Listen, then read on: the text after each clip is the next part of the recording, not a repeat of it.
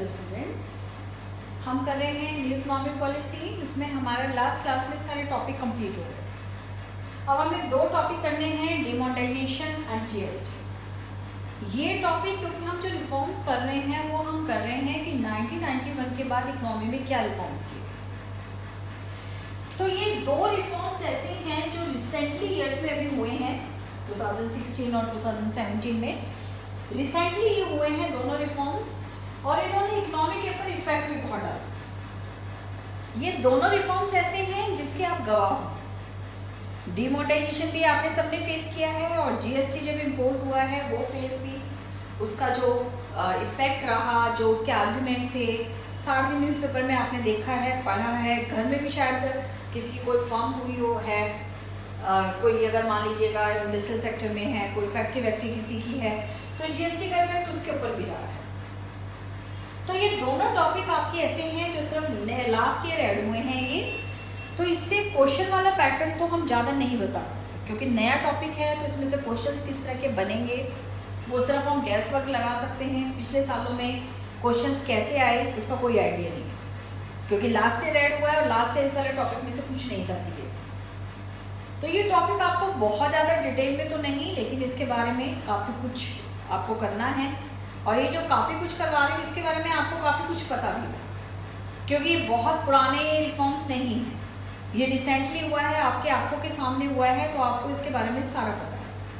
तो हम दो रिफॉर्म जो हैं ये करेंगे, डिमोनेटाइजेशन और जीएसटी। तो इसके बारे में मैं बहुत ज़्यादा डिटेल में नहीं जाऊँगी क्योंकि काफ़ी चीज़ें आपको पता हैं, काफ़ी आप इसके बारे में अपने आप लिख भी सकते हैं। तो हम थोड़ा थोड़ा जो है इसके बारे में करेंगे। तो सबसे पहले जो हम कर रहे हैं वो कर रहे हैं डिमोनेटाइजेशन। डिमोनेटाइजेशन की डेफिनेशन हम करेंगे। डिमोनेटाइजेशन का मतलब आपके लिए सिर्फ ये था कि 500 और 1000 के पुराने नोट बंद करके नए नोट चालू कर। लेकिन डिमोनेटाइजेशन का मतलब सिर्फ यही नहीं होता, वो इंडिया के रेफरेंस में था कि 2016 में इंडिया में जो डिमोनेटाइजेशन हुआ उसके रेफरेंस में सिर्फ हमारे पास ये था। किसका मतलब ये था, एग्जैक्ट मीनिंग आपको इसका याद करना पड़ेगा कि डिमोनेटाइजेशन का मतलब क्या होता है। डिमोनेटाइजेशन है, it is act of stripping the currency unit of its status as a legal tender. Legal tender हमने कहा था कि जो आरबीआई जो है वो जो भी करेंसी जारी करता है उसको हमने लीगल टेंडर का नाम दिया होता है, कानूनी रूप से उसको स्वीकृति होती है। डिमोनेटाइजेशन में क्या है कि जो लीगल टेंडर वाला जो स्टेटस है उसको उससे वापस ले ले। Stripping a currency unit of its status as the legal tenders. ये जब होता है जब जो नेशनल करेंसी में कोई चेंज होता है, जैसे इंडिया के रेफरेंस में उस टाइम आपको पता है 500 और 1000 की जो नोट हैं वो बंद करके नए नोट चलाए गए। तो current form of money is pulled out of circulation and is replaced with new currency notes. तो ये एक नंबर में डिमोनेटाइजेशन की डेफिनेशन अच्छे से याद कर लेना कि जब किसी करेंसी से उसकी लीगल टेंडर वाला जो स्टेटस है वो खत्म करवा दिया जाता है, जो करंट फॉर्म ऑफ मनी है उसको खत्म कर दिया जाता है, उसकी जगह नई करेंसी जो है वो अप्लाई की जाती है। तो डिमोनेटाइजेशन में सबसे पहले आप इसका मीनिंग करें। उसके बाद डिमोनेटाइजेशन में एक नंबर के लिए जो आपके लिए बहुत इंपॉर्टेंट है, डे और ईयर। और डे और ईयर तो मेरे ख्याल से सबको याद ही होगा। 8 नवंबर 2016 सारी करेंसी का डिमोनेटाइजेशन नहीं हुआ था, कुछ स्पेसिफिक करेंसी थी इंडिया के रेफरेंस में कि 500 और 1000 के जो नोट थे वो इमीडिएट इफेक्ट से उनको रोक दिया गया था, और उनको लीगल टेंडर का जो उनसे हक था उनका वो वापस ले लिया गया था। इमीडिएट इफेक्ट, आपको पता है उस दिन रात को 12 बजे से नोट चलने बंद हो गए थे। और ये हमारा जो 500 और 1000 के नोट थे उस समय हमारी टोटल करेंसी का एक बहुत बड़ा हिस्सा था। ये हमें कैसे पता चलता है कि आज तक आरबीआई ने 500 और 1000 के कितने नोट छापे हैं। उस समय ये जो करेंसी का अमाउंट था वो था 15.44 लाख करोड़। 15.44 लाख करोड़। वो करेंसी, इतने करोड़ रुपए की करेंसी इनवैलिड हो गई थी। और उसमें गवर्नमेंट ने प्रोविजन क्या कहा था, ऐसे नहीं कि खराब हो गए वो, गवर्नमेंट ने क्या कहा था कि आपकी जो पुरानी करेंसी है वो बैंकों में जमा होगी दिसंबर 30, 2016 तक, और कैश विड्रॉल के ऊपर रेस्ट्रिक्शंस थी कि अपने बैंक अकाउंट में अगर आप पैसा जमा करवा रहे हो तो जमा करवाने की भी रेस्ट्रिक्शंस और उससे निकालने की भी रेस्ट्रिक्शंस। अब इसके बेनिफिट क्या हुए?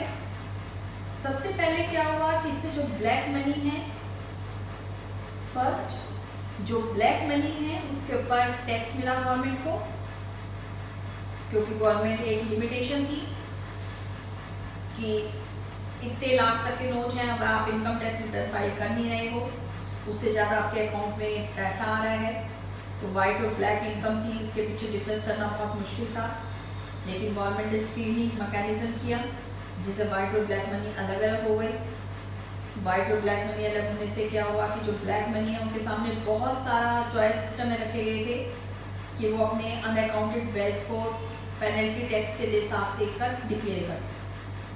उस समय गवर्नमेंट ने इस योजना का डिक्लेयर किया था कि जिनके पास ब्लैक मनी है वो अपनी पेनल्टी रेट के साथ, मतलब गवर्नमेंट उनसे कुछ हिस्सा लेगी, उसका पेनल्टी लेगी, और फिर वो मनी जो है वो आपकी वाइट मनी बन जाएगी। और अगर मान लीजिएगा गवर्नमेंट के कहने के बावजूद भी अगर लोग अपनी वाइट मनी, अपनी जो ब्लैक मनी है उसको सरेंडर नहीं करते और गवर्नमेंट को वो ब्लैक मनी के सोर्स के बारे में पता चल जाएगा, तो गवर्नमेंट फिर वो सारी संपत्ति को गवर्नमेंट अपने अंडर टेक लेगी। तो इस तरह के प्रोविजन से गवर्नमेंट के पास उस समय ब्लैक मनी का बहुत ज़्यादा पता चला, मोटिव भी यही था। उसके बाद transfer of wealth to the government,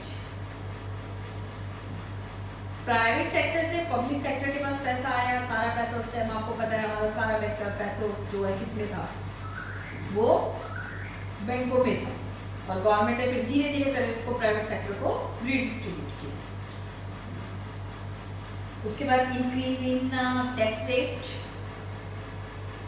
tax rate बहुत ज़्यादा बढ़ा। नवंबर 2016 से नवंबर 2017 तक 10.1 million new tax payer increase हुए। नवंबर 2016 से आपके पास अगले नवंबर 2017 तक एक साल में 10.1 मिलियन नए टैक्स पेयर हुए। इससे पहले जो लोग टैक्स नहीं दे रहे थे, अपना सोर्स ऑफ इनकम नहीं बता रहे थे, अपनी इनकम को कम बता रहे थे, तो उससे क्या हुआ, इससे ये नहीं कि इससे पहले वाले सालों में टैक्स नहीं, जो टैक्स पेयर है वो नहीं बढ़ रहे थे, लेकिन इससे पहले वाले सालों में टैक्स पेयर का जो अमाउंट था, जो मतलब एक्स्ट्रा लोग टैक्स पे करने वाले ऐड होते थे, उनका एवरेज 6 मिलियन था। लेकिन इस वाले साल में जिस साल डिमोनेटाइजेशन हुआ, उस वाले साल में फाइनेंशियल ईयर में जो टैक्स पेयर थे वो 10.1 मिलियन से बढ़ गए। और ये बढ़ने का कारण क्या था कि जो लोगों के पास ब्लैक मनी थी, लोगों को ब्लैक मनी थी तो वो अपनी डिक्लेयर करनी पड़ी तो उनको इनकम टैक्स देना पड़ा। तो इनकम टैक्स देने का मतलब गवर्नमेंट के पास जो टैक्स इनकम है वो इंक्रीज हुई। उसके बाद जो फिर डिजिटल इंडिया बना, डिजिटल, उस समय बहुत सारे लोगों ने फर्स्ट टाइम डिजिटल पेमेंट की थी, ऑनलाइन ट्रांजेक्शन। उस टाइम में बहुत सारे लोगों ने फर्स्ट टाइम सीखा था ऑनलाइन ट्रांजेक्शन। पहले हमारी इकोनॉमी टोटली कैश इकोनॉमी थी, ऑनलाइन ट्रांजेक्शन बहुत कम था, डिजिटल नहीं था, कोई ट्रांजेक्शन इस तरह से नहीं करता था। लेकिन इसके कारण क्या हुआ, लोगों ने डिजिटल ट्रांजेक्शन करना सीखा। इवन आप देखिए पहले क्या होता था, बड़े बड़े कोई अमाउंट है तो उसकी चेक से अमाउंट से पेमेंट होती थी, लेकिन 10-20 रुपए के सामान के लिए भी ऑनलाइन पेमेंट करना ये इंडिया ने डिमोनेटाइजेशन में सीखा। उस टाइम आपको याद होगा छोटी छोटी दुकानों के बाहर भी पेटीएम वगैरह वाले थे, उनका वो कार्ड होता था कि पेटीएम कर दो 10-20 रुपये। आप छोटी छोटी चीज़ें खरीद रहे हो, 10-20 रुपये की चीज़ भी खरीद रहे हो, तो 10-20 रुपए की चीज़ को भी आप कार्ड से पेमेंट कर सकते हो, पेटीएम से पेमेंट कर सकते हो। कितने सारे उस समय कितने सारे जो इंस्ट्रूमेंट है वो आए। इससे पहले इंस्ट्रूमेंट नहीं थे जिनसे लोग ऑनलाइन ट्रांजेक्शन करते हैं। उसके बाद कितने सारे ऑनलाइन ट्रांजेक्शन आए, क्योंकि डिमांड बढ़ेगी तो सप्लाई अपने आप बढ़ जाए, डिमांड के साथ साथ सप्लाई भी बढ़े। तो इससे क्या हुआ कि जो डिजिटल है मनी, जो ट्रांजेक्शन है वो डिजिटल हुआ, लोगों ने डिजिटल पेमेंट करना सीखी। और डिजिटल पेमेंट से क्या होता है कि आपकी फाइनेंशियल सेविंग बढ़ती है। हाथ में पैसा है तो कहीं भी खर्च कर दो, लेकिन जब आपको ट्रांजेक्शन करना है तो आप कई बार करते करते सोचते हो कि चलो छोड़ो, इस चीज़ को नहीं मंगा। तो इससे क्या हुआ, फाइनेंशियल सेविंग इंक्रीज हुई, टैक्स इवेजन खत्म हुआ, क्योंकि जब आप ऑनलाइन ट्रांजेक्शन कर रहे हो तो वो सारे ट्रांजेक्शन गवर्नमेंट के पास आते हैं, बिल के साथ ही पेमेंट होती है। तो उसमें ना तो दुकानदार गवर्नमेंट से टैक्स चुरा सकता है, छिपा सकता है, ना ही आप छिपा सकते हैं। तो इससे जो टैक्स इवेजन है वो खत्म हुआ, और टैक्स इवेजन खत्म होने से जो गवर्नमेंट है, गवर्नमेंट के पास टैक्स कलेक्शन जो है उसका अमाउंट भी इंक्रीज हुआ। तो ये डीमोनेटाइजेशन के कुछ फायदे थे जो इंडिया ने फेस किए। हालांकि डीमोनेटाइजेशन के जितने बेनिफिट गवर्नमेंट उम्मीद कर रही थी उतने बेनिफिट कभी भी हमें नहीं मिले। और ये जो बेनिफिट ना मिलने की वजह ये नहीं था कि इस पॉलिसी को सही ढंग से अप्लाई नहीं किया। पॉलिसी को सही ढंग से तो अप्लाई किया गया था, लेकिन आपने भी उस टाइम साल दिन न्यूज़पेपर में हम पढ़ते थे, इसमें जो लूप्स थे, करप्शन था, वो करप्शन इस पॉलिसी को इंडिया में इतना सक्सेसफुल नहीं बना पाया। कितनी जगह हमने पढ़ा कि जो बैंक एम्प्लॉयज़ हैं उन लोगों ने ही लोगों के जो पैसे हैं वो चेंज कर दिए। जनधन खाते थे, जैसे किसी के नौकर के, मेड के, काम करने वाले एम्प्लॉयज़ के जनधन खाते थे, उसमें लोगों ने अपना पैसा जमा कर दिया। आपने पढ़ा भी होगा जनधन खातों में जिनमें 5-5 साल से कोई पैसा जमा नहीं हुआ था, जीरो बैलेंस के साथ वो चल रहे थे, उसमें अचानक 2.5 लाख रुपये जमा हो गए। तो ये जो है बड़े बड़े जो इंडस्ट्रीज थे उन्होंने जो इसकी प्लानिंग का जो लूप निकाला और लूप निकाल के जो करप्शन किया, उससे ये जो पॉलिसी है वो बहुत सक्सेसफुल नहीं होता। आप अगर इसका रेशो देखो, अगर 100% सक्सेस की उम्मीद थी तो उसके जो फायदे हुए वो ओनली 10%। मतलब गवर्नमेंट अगर 100% के मान रही थी वो प्रॉफिट होगा, तो जो इकोनॉमी को प्रॉफिट हुआ वो ओनली 10%। और 10% होने में ये नहीं कि इस पॉलिसी में कोई कमी थी, बहुत अच्छे ढंग से पूरी प्लानिंग के साथ इसको अप्लाई किया गया था, लेकिन जो करप्शन है, करप्शन इस पॉलिसी को बर्बाद कर। तो इसकी डीमेरिट क्या रहा, इंडियन गवर्नमेंट या इंडियन इकोनॉमी के लिए इसकी डीमेरिट क्या रहा? सबसे पहले तो देखिए इनकन्वीनियंस आप लोगों ने भी झेली है, बैंकों की लाइनों में खड़े रहना। इतनी लंबी लंबी बैंक की लाइनें कभी जिंदगी में नहीं देखी होंगी, जितनी लंबी बैंक की लाइनें उस समय लगी हुई थी, क्योंकि इससे पहले इंडियन इकोनॉमी में जो इकोनॉमिक ट्रांजेक्शन्स हैं 95% इकोनॉमिक ट्रांजेक्शन्स कैश में होते हैं,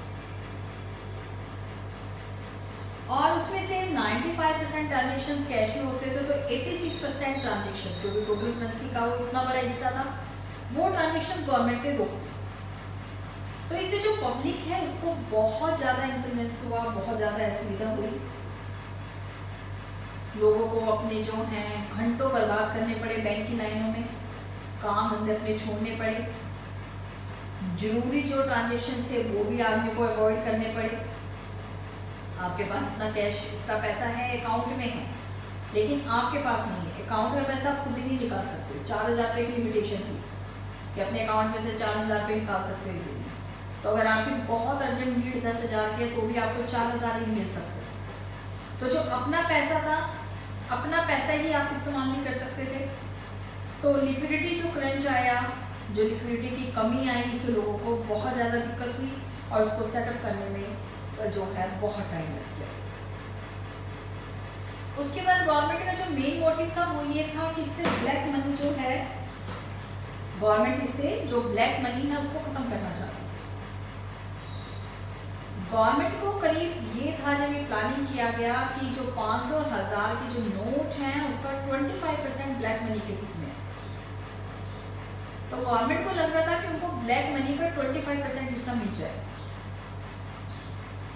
ब्लैक मनी का 25% हिस्सा मिलेगा, लेकिन वो ब्लैक मनी का 25% हिस्सा गवर्नमेंट के पास नहीं आया। जो था इंटरमैजिटेटर हुए, जिसमें इंटरमैजिटेटर आपके उस समय कितने लोग थे जो 30-40% में करेंसी को चेंज कर रहे, मतलब 1000 दे रहे हो तो वो आपको 300-400 रुपये नई करेंसी मिलेगी। इस तरह के लोगों से, या आपने लेबर को लाइन में लगा दिया, वो 4000 रुपये बदलवा के चले गए, बैंकों के अकाउंट में 2.5 लाख रुपये डाल दिए। तो इससे जो गवर्नमेंट को ये लग रहा था कि 25% जो करेंसी है वो ब्लैक करेंसी है, गवर्नमेंट के पास सिर्फ 16,000 करोड़, मतलब जो टोटल 500 और 1000 के नोटों का हिस्सा था 1.04% है।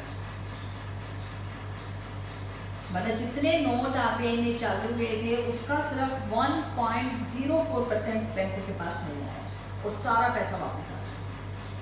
तो आप ये लगा लो 1.04% जो पैसा था वही पैसा एक ब्लैक मनी के रूप में गवर्नमेंट को पता चला, वही सर्कुलेशन में नहीं आया। और सारे जो 500 और 1000 के नोट थे, जबकि गवर्नमेंट को ये था कि सिर्फ 25% जो है वो करेंसी के नोट गवर्नमेंट को वापस नहीं मिलेंगे, मतलब वो मार्केट में ख़त्म हो जाएंगे, लेकिन सिर्फ 1.04%। तो इससे जो ब्लैक मनी को कंट्रोल करने का एक मोटिव था, वो ब्लैक मनी को कंट्रोल करने का मोटिव गवर्नमेंट के लिए ख़त्म हो। इससे पहले भी गवर्नमेंट ने जो है डिमोनेटाइजेशन किया था 1946 और 1978। 1978 में गवर्नमेंट ने उस समय 10,000 के नोट बंद किए। तो उसे 1978 में गवर्नमेंट ने जब सिर्फ 10,000 के नोट बंद किए थे, तो उस समय टोटल 10,000 के नोटों का 10% ब्लैक मनी के रूप में मिल गया था, 10%। और इसमें से कितना मिला 1.04। और उसके पीछे रीजन वही, जो इंटरमैजिटेटर थे उन्होंने सब कुछ इसको खत्म किया। उसके बाद फिर हमें कहते हैं कि इंडिया में डिजिटल जो है, डिजिटल इंडिया बना, लेकिन वो उस समय मजबूरी का काम था। 2016-17 में आपका डिजिटल इंडिया वाला जो मोटिव था वो सक्सेसफुल रहा, लोगों ने डिजिटल पेमेंट करना सीखी। लेकिन 2018 तक आते आते इंडिया में लोग उतने % कैश ट्रांजेक्शन्स में दोबारा लग गए जितने ट्रांजेक्शन्स पहले होते थे।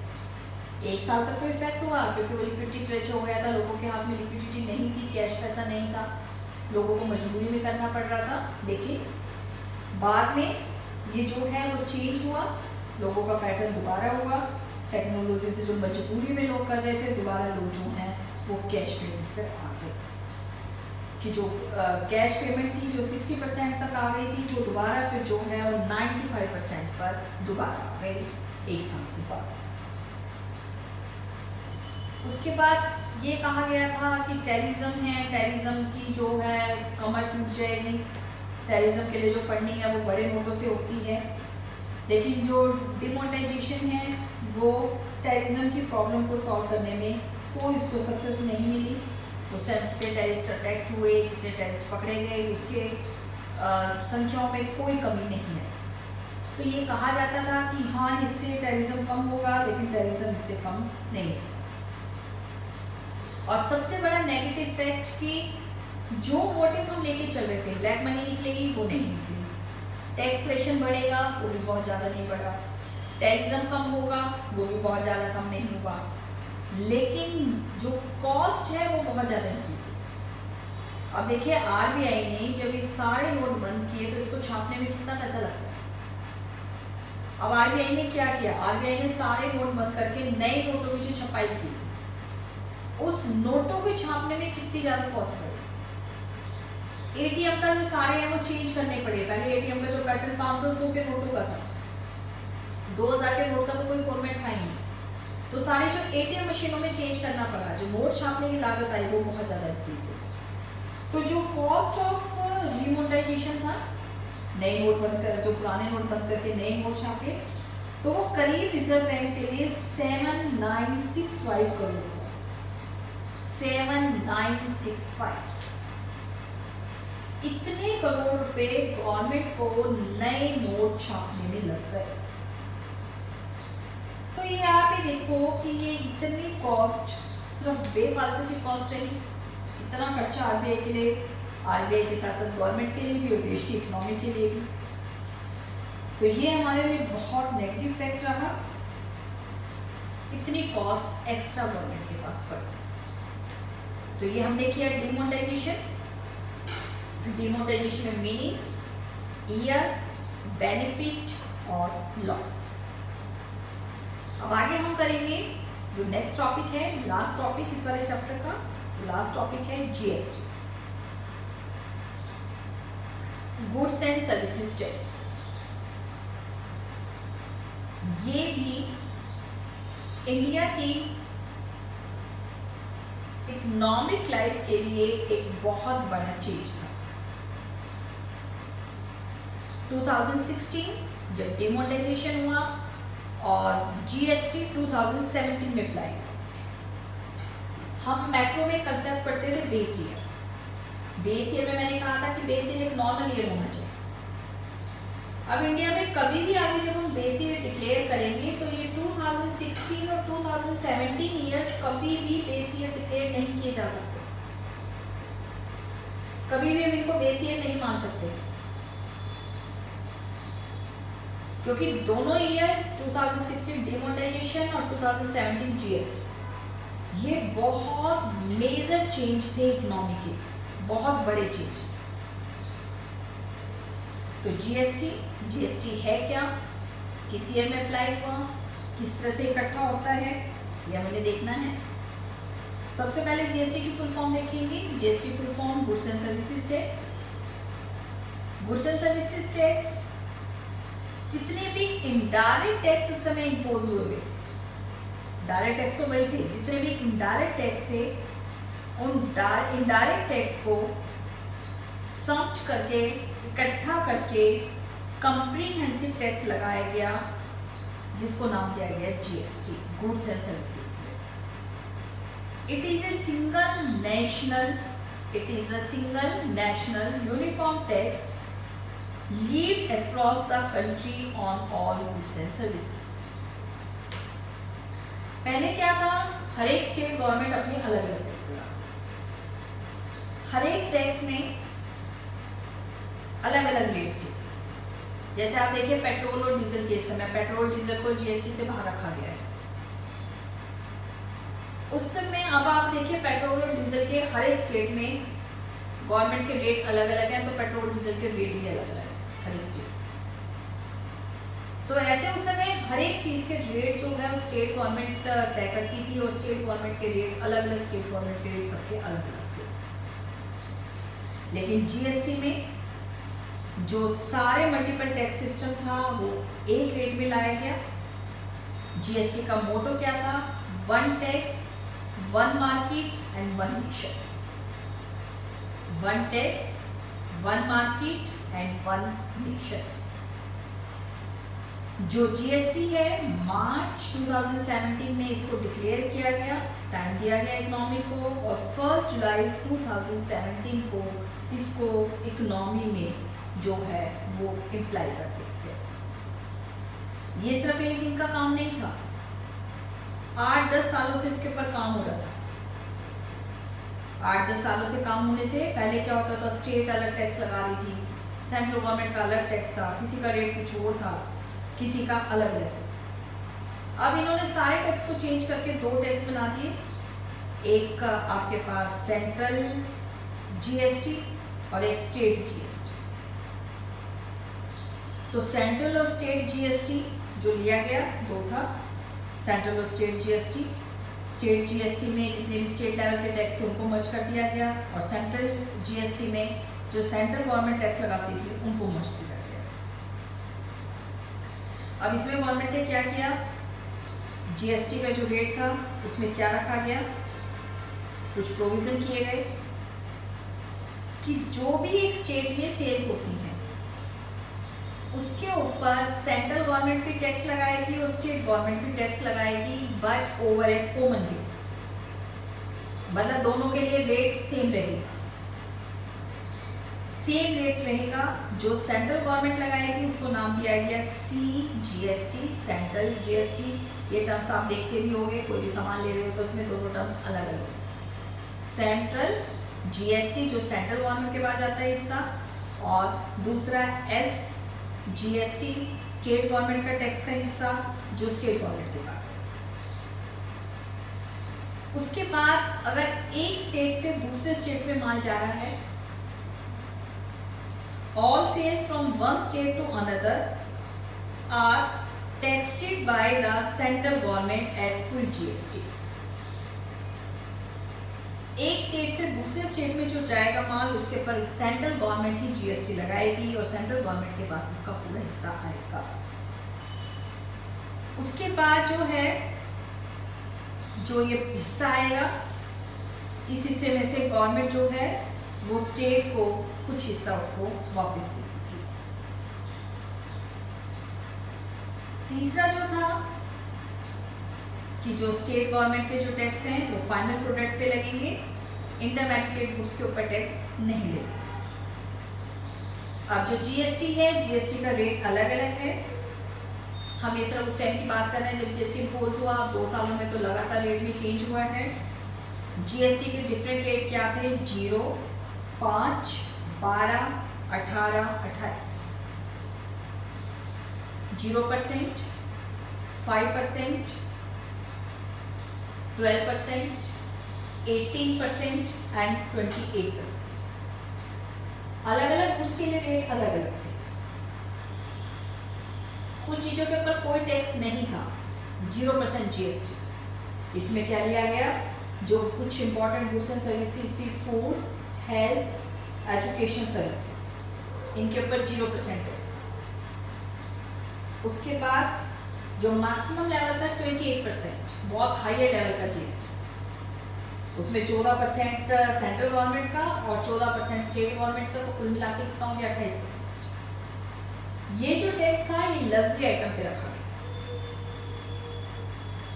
उसके बाद जो 5%, 12% और 18% टैक्स था वो इसके बाकी, जैसे ये तो सुपर लग्जरी क्लास और कुछ इंपॉर्टेंट सर्विसेज के ऊपर कोई टैक्स नहीं, और सुपर लग्जरी जो गुड्स उनके ऊपर 28%। उसके बाद अलग अलग चीज़ों के ऊपर 5, 12 और 18% का टैक्स रखा गया। और उसके बाद जो हमारे पास जो कुछ गुड्स ऐसी थी जो सेहत के लिए हानिकारक हैं, हार्मलेस हैं, उनको स्पेशल ट्रीटमेंट दिया गया। जैसे आपके पास जितने भी तंबाकू की चीज़ें हैं, सिगरेट वगैरह हैं, उनके ऊपर 28% से ज़्यादा भी टैक्स लग सकता है। गोल्ड के ऊपर GST 3% रखा गया। और जो प्रीशियस स्टोन्स हैं, डायमंड, रूबी, इनके ऊपर 0.25% रखा गया। कुछ चीज़ें ऐसी हैं जो GST से बाहर रखी गई। GST से बाहर रखने का मतलब उस पर स्टेट गवर्नमेंट अपने हिसाब से कोई टैक्स लगाएगी, उसके ऊपर GST वसूल नहीं किया जाए। ये सारे आइटम याद कर लेना, कौन सी चीज़ें 0 GST पे है, कौन सी 28% पे है और कौन सी चीज़ों को GST से बाहर रखा गया। इसमें था एल्कोहल। अब जैसे शराब के ऊपर देखिए, दिल्ली सरकार ने अभी 300% कोरोना टैक्स लगा दिया। अगर GST होता है इसके ऊपर तो फिर ऐसे सेंट्रल गवर्नमेंट या स्टेट गवर्नमेंट ऐसे कोई डिसीजन नहीं ले सकती। GST का रेट चेंज करने के लिए बहुत लंबा चौड़ा प्रोसेस होता है, लेकिन इन चीज़ों को GST से बाहर रखा हुआ था, इसलिए देखिए 300% इसके ऊपर कोरोना टैक्स लगा। जिन चीज़ों के ऊपर GST लगा है उसके ऊपर स्टेट गवर्नमेंट अपना डिसीजन चेंज नहीं कर सकती है।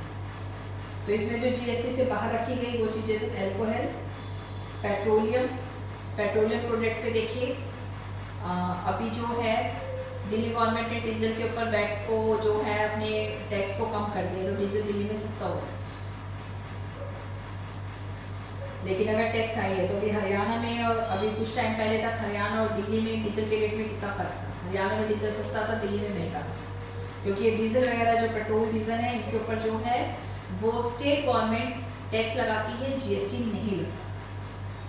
Stamp duties on the real estate, मतलब आप रजिस्ट्री वगैरह करवाते हो मकान की, दुकान की, प्लॉट की, तो उसके ऊपर जो आपको स्टैम्प ड्यूटीज खरीदनी होती हैं उसके ऊपर कितना टैक्स लगेगा ये स्टेट गवर्नमेंट तय करती है, GST के दायरे में नहीं आती। इलेक्ट्रिसिटी ड्यूटीज, आपके जो बिजली के बिल में जो चार्जेस वसूल किए जाते हैं ये भी जीएसटी के दायरे में नहीं आया। तो इसमें क्या क्या आया? Alcohol, petroleum product, stamp duties और इलेक्ट्रिसिटी ड्यूटीज, ये जीएसटी से बाहर रखी गई हैं। ये स्टेट गवर्नमेंट जो है स्टेट स्पेसिफिक रेट्स के हिसाब से इनके ऊपर टैक्स इम्पोज करेगी। उसके बाद बहुत सारे जो एक्सपोर्ट्स को प्रमोट करने के लिए एक्सपोर्ट्स के ऊपर भी 0 रेट से जीएसटी लगाया गया है, और अगर वो टैक्स भर देते हैं तो टैक्स रिक्लेम कर सकते हैं, उनको टैक्स का पैसा वापस मिल जाता है। अब जीएसटी में किन को शामिल किया गया? जिन कंपनियों का टर्नओवर 20 लाख से ऊपर है, एनुअल टर्नओवर का मतलब यहाँ पे सेल्स है। जिन कंपनियों का टर्नओवर 20 लाख से अबव है उनको जीएसटी देना ही पड़ेगा, और जिन कंपनियों का टर्नओवर 1.50 करोड़ से ऊपर है, 1.50 करोड़, वो भी जो है जीएसटी, अगर मान लीजिएगा एक कंपनी है जिसका टर्नओवर है 1.5 करोड़, अब उसने रॉ मटेरियल लिया ऐसी फर्म से जिसका टर्नओवर 20 लाख नहीं है।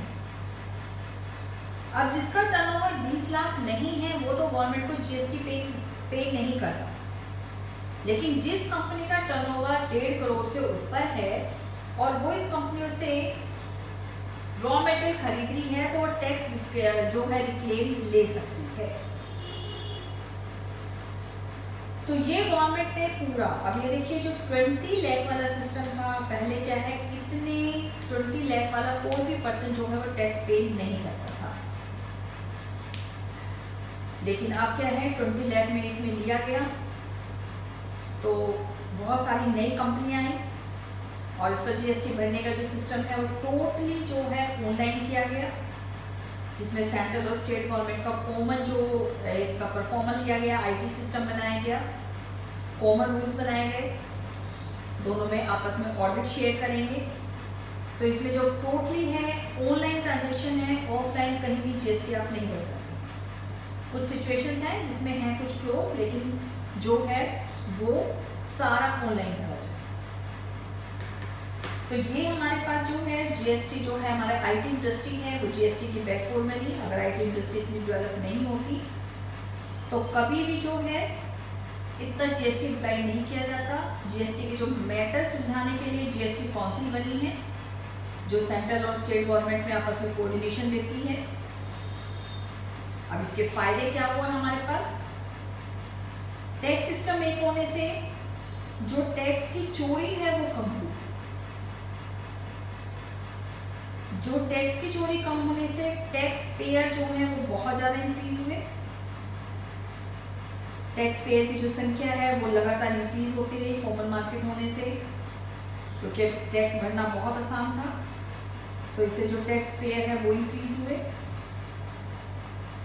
वॉलेंट्री था ये, लोगों को बहुत इजी जो है वो सिस्टम दिया गया, तो लोगों को लगा ठीक है सारे झंझट से मुक्त हो जाएंगे, आराम से टैक्स भर दो, तो बहुत सारे नए टैक्स पेयर आए, इजी था।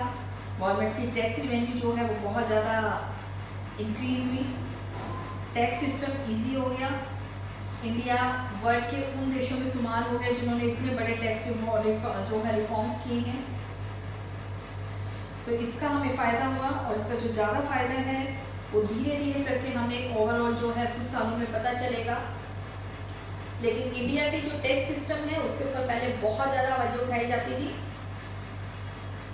लेकिन इस टैक्स सिस्टम को चेंज करने से इंडिया की जो इन्वेस्टमेंट रेटिंग है वो इंक्रीज हुई है। जो इंटरनेशनल इंस्टीट्यूशंस हैं इन्वेस्टमेंट करने के लिए जो रेटिंग करते हैं वो भी बहुत ज़्यादा इंक्रीज हुई है।